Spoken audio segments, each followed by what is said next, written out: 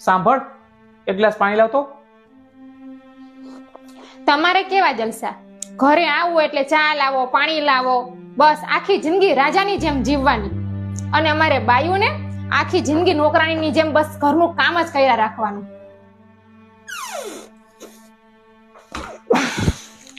હું ભગવાનને પ્રાર્થના કરીશ કે આગલા જન્મમાં તમને સ્ત્રી અને મને પુરુષ બનાવે, પછી તમને ખબર પડશે. આ લ્યો પાણી. આગલો જન્મ જ કેમ, આ જન્મ કેમ નહીં? ઘરનું બધું કામ હું સંભાળ લઈશ, બહારનું કામ તું સંભાળ લેજે.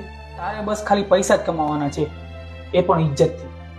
તમને શું લાગે છે હું નહીં કરી શકું? બધું હું કરી લઈશ. આ લ્યો પાણી.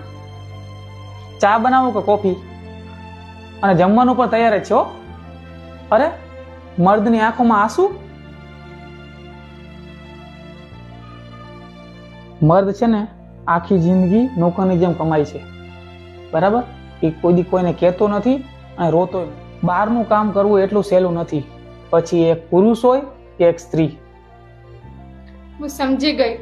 આઈ એમ સોરી.